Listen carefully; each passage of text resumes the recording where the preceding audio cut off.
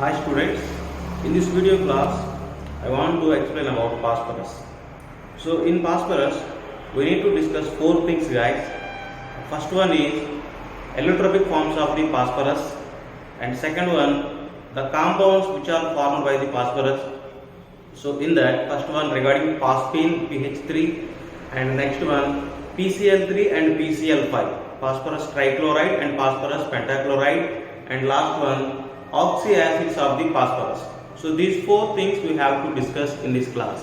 Now let me start with allotropic forms of the phosphorus.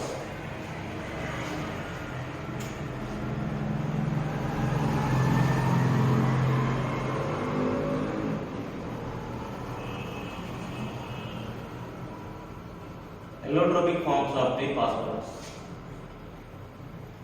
So right guys, phosphorus forms many types of the allotropic forms, which is found in many types of the allotropic forms. Among them, three are very important. The first one is white phosphorus.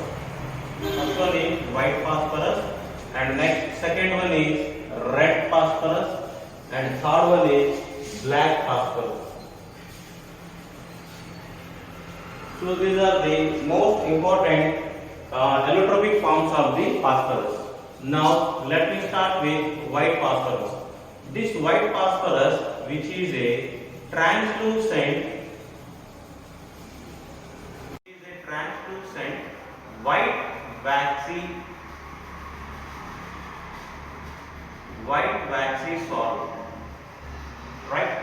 You know, these all forms are present in the solid state, and this white phosphorus is a translucent substance, and this is a white waxy solid substance. And the next one, odor. So this one gives garlic-like odor.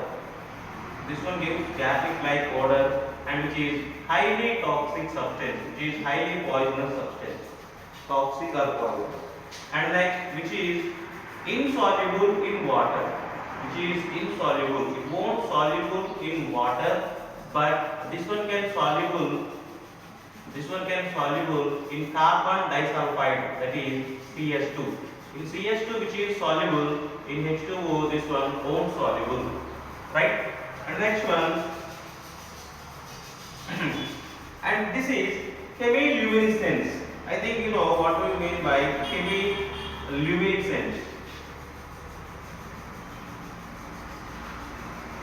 So chemiluminescence means a chemical substance which one glows in darkness, which one glows in dark or in darkness, that is known as chemiluminescence. So this white phosphorus glows in darkness. Alright guys? And the next one, which is highly unstable. White phosphorus is highly unstable. Due to its instability, this one is more reactive.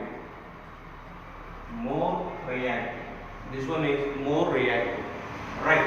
So then its instability and more reactivity we can understand by seeing the structure.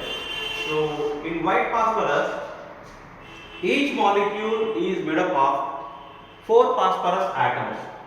So let me draw the structure.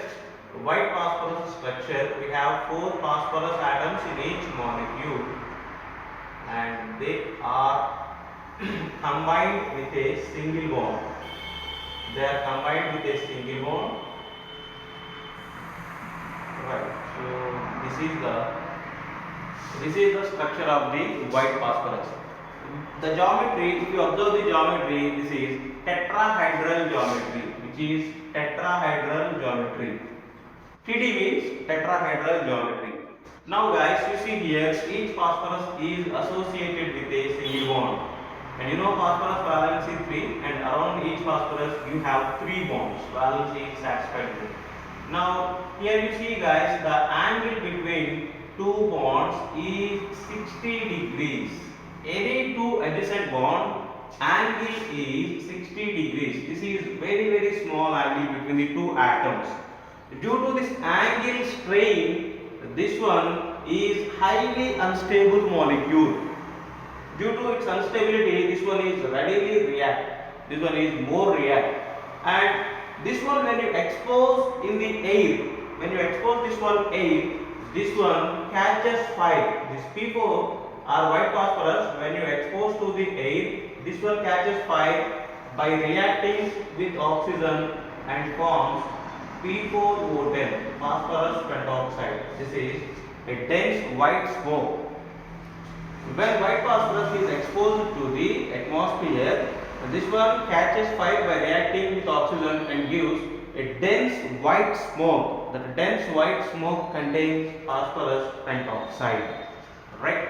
And this is about allotropic form of the white phosphorus, right, guys? And the next one, red phosphorus. This red phosphorus is obtained by heating white phosphorus. This white phosphorus, upon heating at 573 kelvins, and the next one, in the inert atmosphere. In the inert atmosphere for few days. So upon heating for few days in the inert atmosphere, from the white phosphorus we can get the red phosphorus. Now let us see the characteristics of the red phosphorus. This red phosphorus contains iron gray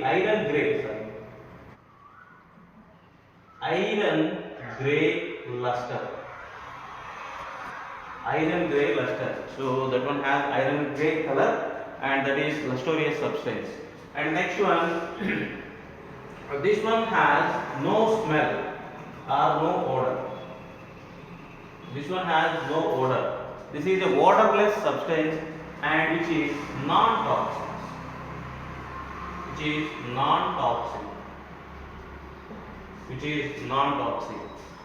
And the next one, this one is insoluble. In water as well as CS2, carbon disulfide.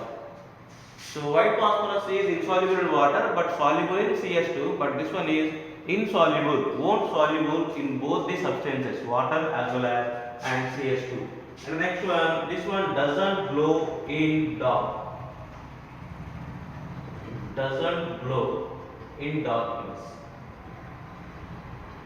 So this is non-chemiluminescence. White phosphorus is chemiluminescence because this one glows in the darkness, but this one won't glow in darkness. So you can say that this is a non-chemiluminescence. And the next one, comparing with the white phosphorus, this is less reactive or little bit more stable comparing with white phosphorus. So this is less reactive and more stable comparing with white phosphorus. Now let me draw the structures. That is, draw the structure of the red phosphorus. So red phosphorus has a polymeric form. This one has a polymeric form.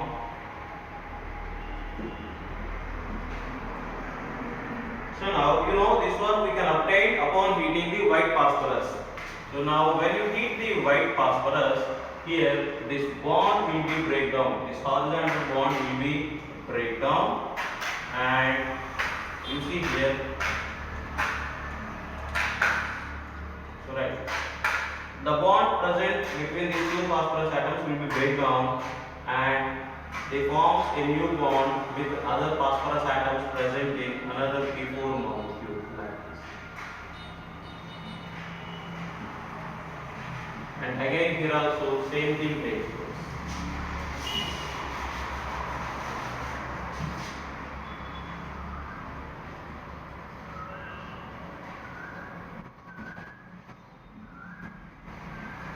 So right guys, this is the structure of the red phosphorus.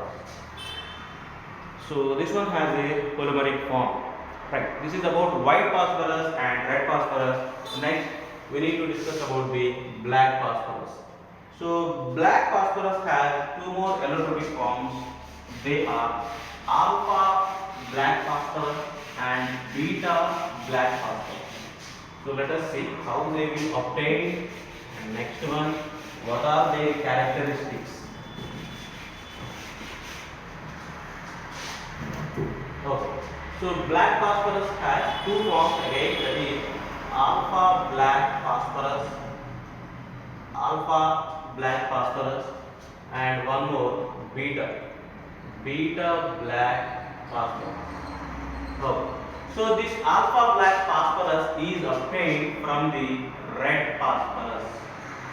Upon heating red phosphorus in a closed tube at 803 kelvins temperature, upon heating at 803 kelvins temperature in a closed container, in a closed tube, this red phosphorus converted as alpha black phosphorus. Alpha black phosphorus, right? And the next one, this alpha black phosphorus, which is sublimed when you expose this one in air, so this one undergoes sublimation. So which is sublimed in air. So it means this one directly converts from solid to gas in the presence of the air. And the next one, this one has a rhombohedral crystalline form. This one is a rhombohedral crystal. And the next one, this one acts as a bad conductor.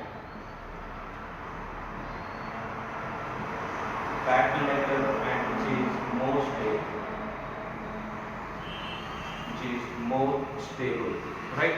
And next one more thing, it doesn't react with air.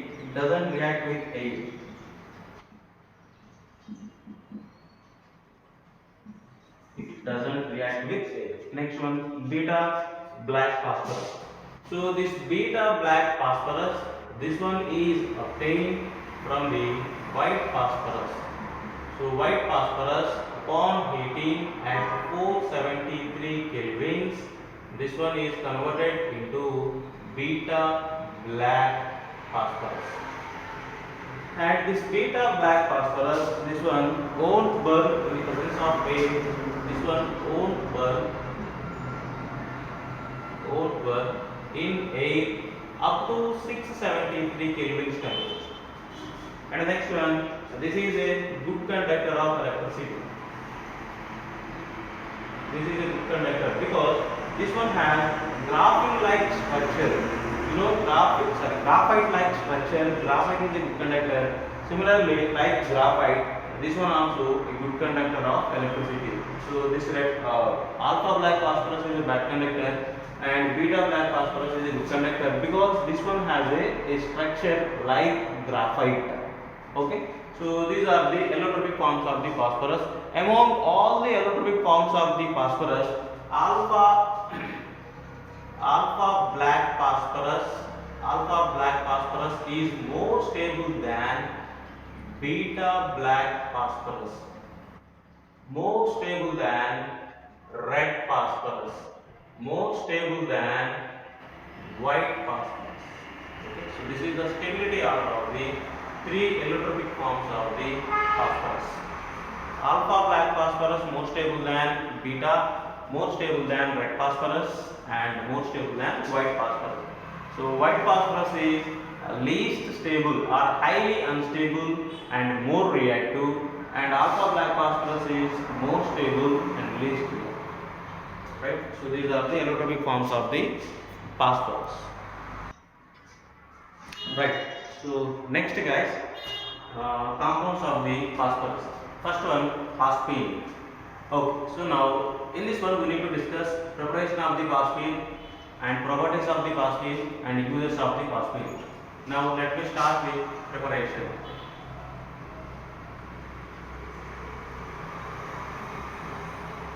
Preparation of the phosphine. So phosphine we can prepare so by treating the calcium phosphide with water. When calcium phosphide is treated with water, we can get PH3, and the next one we can get calcium hydroxide. Right? So now to balance this equation, we need to multiply this one with 3 and here this one with 2. And here we have to take 6 water molecules. Right? And next one, calcium phosphide when it is treated with HCl, and here also we can get phosphine and the next one we can get here CaCl2. So now here we can take 3 molecules of this CaCl2 we can get here, and number of hydrogens here 3 into 2 into 3 6. So you can get 6 HCl molecules. So calcium phosphide, when it is treated with water or hydrochloric acid, we can get phosphine. This is our desired product here. And next one, from the white phosphorus. White phosphorus, when it is dissolved in sodium hydroxide and next one water, we can get phosphine. We can get phosphine, and the next one here byproduct we can get sodium hypophosphite. Sodium hypophosphite. So this one we can get here 3 moles. So here generally here phosphine, when it is in pure form, that is non-inflammable substance. Phosphine, when it is in pure form, that is non-inflammable substance. But in this reaction, along with this product, we can get some impurities like unreacted P4 molecule, and the next one diphosphine molecule, that is P2H4 molecule. Now due to the presence of these impurities here, our desired product acts as a inflammable substance. Generally phosphine, when it is in pure form, that one is non-inflammable. But here in this reaction, along with our desired product, we can get some impurities like unreacted P4 molecules and P2H4. So now due to the presence of the impurities, here our desired product acts as a inflammable substance. Now to purify our desired product, this one is treated with hydrogen iodide. So when it is treated with hydrogen iodide, then we can get here phosphonium iodide. We can get the phosphonium iodide, PH4. This phosphonium iodide, when it is treated with KOH, then we can get pure phosphine, and along with this we can get Ki, which is present in the dissolved state in the water, H2. Right. So these are the preparation methods of the phosphine. Phosphine we can prepare by treating calcium phosphide with water and hydrochloric acid, and from the white phosphorus, when it is treated with water and sodium hydroxide, we can get impure phosphine. This one, when it is treated with HI, we can get a pure phosphine. Right. So next one, guys, properties. Preparation completed, first one, and second one, properties.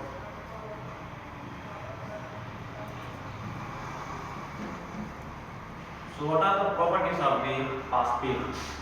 First one here, phosphine is a colorless gas,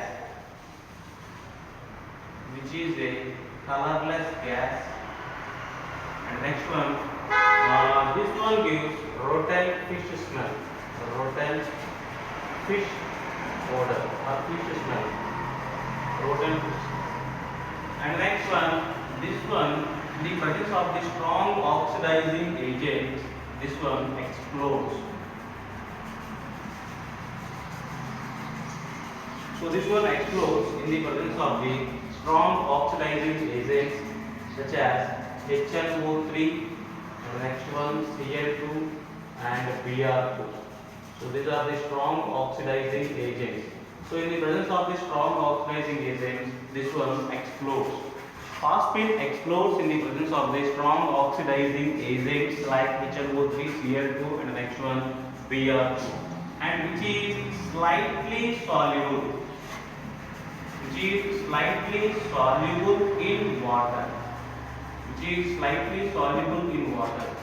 And the solution of the phosphine, which is soluble, which is dissolved in the water slightly. So the solution of the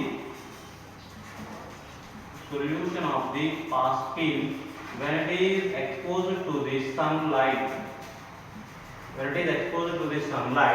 then this one decomposes to red phosphorus, and the next one hydrogen gas. So generally this is slightly soluble in water, and the soluble phosphine in water, when it is exposed to the sunlight, we can get red phosphorus, and the next one hydrogen gas. Right? And the next one, phosphine reacts with the salts. This one can react with the salts like CaSO4, and the next one HgCl2.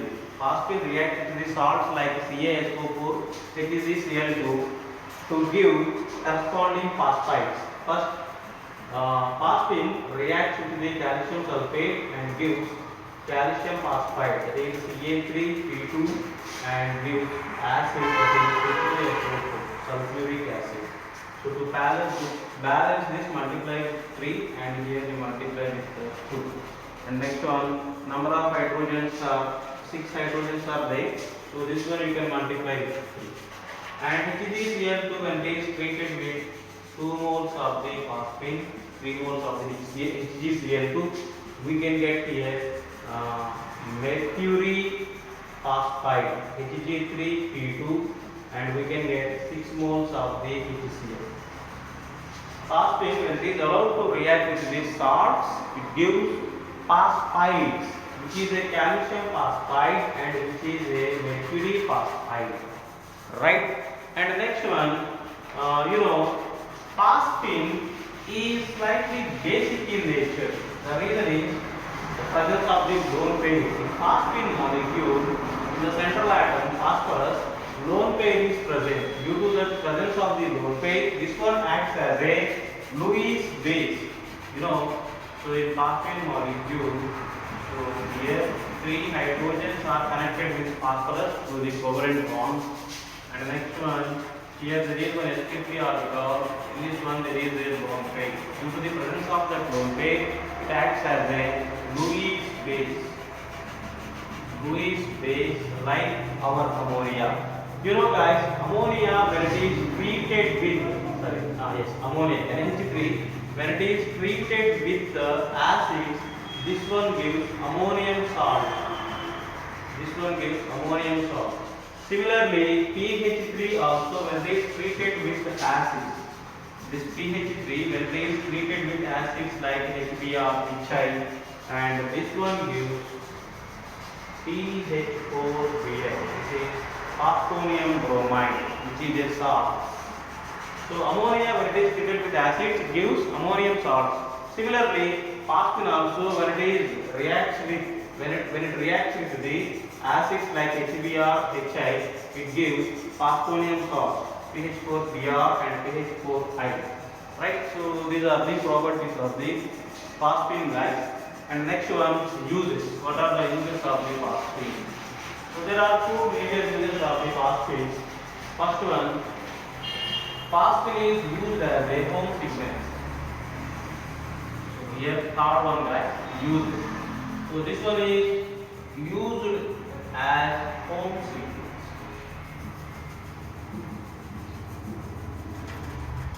So home signals means what? So the signals which are used to know the approaching of the ships in motion are known as home signals. The signals which are used to know the approaching of the ships in motion or seas are known as home signals. So now let us see what kind of mechanism takes place in these signals. So a container present, containers containing calcium phosphide Ca3P2, and the next one calcium carbide CaC2. Now these containers, when thrown in the ocean, they react with the water. They react with water and gives phosphine, and next one calcium hydroxide. And CaCl2 also reacts with water and gives acetylene C2H2 plus, you can get here CaOH taken.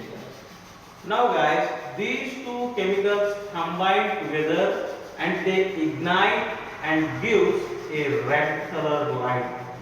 Red light is produced.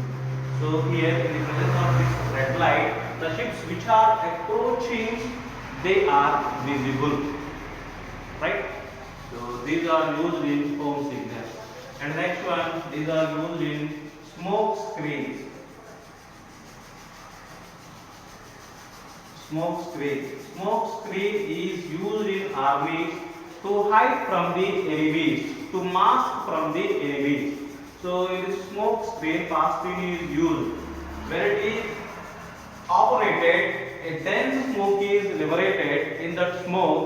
So army people will be hide from their enemies. So these are the uses of the pass screen, guys. So preparation of the pass screen and properties of the pass screen and uses of the pass screen is all are completed. And next we need to discuss about PCl3 and PCl5.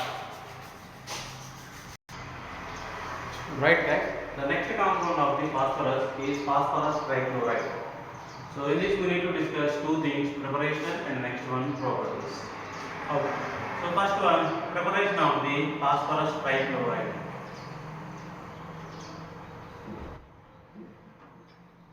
So first one, this one we can prepare by treating white phosphorus, that is P4, with chlorine gas Cl2. So then here we can get PCl3. And we can get here 4 moles of the PCl3 and we need to use 6 moles of the chlorine gas. So when you treat white phosphorus with chlorine gas, we can get the PCl3. And next one, same white phosphorus, it is treated with thionyl chloride, that is SOCl2. 8 moles of the SOCl2. We can get here 4 moles of the PCl3 and 4 moles of the SO2 gas and 2 moles of the S2Cl2 we can get. Here this is our desired product. So when you treat white phosphorus with chlorine gas and thionyl chloride, we will get our desired product, that is PCl3. And the next one, properties. Properties of the PCl3. So basically, which is a colorless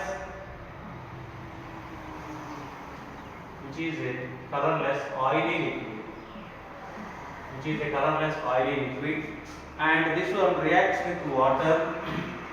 So PCl3 reacts with 3 moles of the water and gives 3 moles of the HCl, and next one H3PO3.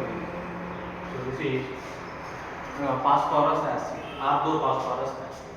And PCl3 reacts with organic compounds, so which are composed by OH group and gives H3PO3 and respective chloride also given. Example, organic compounds with OH group. I am taking acetic acid CH3COOH. When it is treated with PCl3, then we can get here 3 moles of the CH3COCl and we can get H3PO3. And PCl3, when it is treated with alcohol, ethyl alcohol C2H5OH, we can get here 3 moles of the C2H5Cl ethyl chloride and we can get H3PO3. So when this PCl3 is allowed to react with the compounds containing OH group, products are here orthophosphoric acid and respective chlorides also we can get. And the next one, structure of the PCl3. So now in PCl3 molecule, each chlorine is connected with phosphorus through the covalent bond. And here upon the phosphorus we have a lone pair. And here phosphorus undergoes sp3 hybridization and geometry of the molecule is trigonal pyramidal geometry. In PCl3 molecule, the central atom phosphorus undergoes sp3 hybridization and the geometry of the molecule is pyramidal geometry. So due to the presence of the lone pair, geometry is here pyramidal geometry. When a molecule undergoes sp3 hybridization, expected geometry below, it is tetrahedral. but when it has a lone pair, so geometry will be pyramidal, shape will be pyramidal geometry. Okay, so this is about the PCl3 molecule.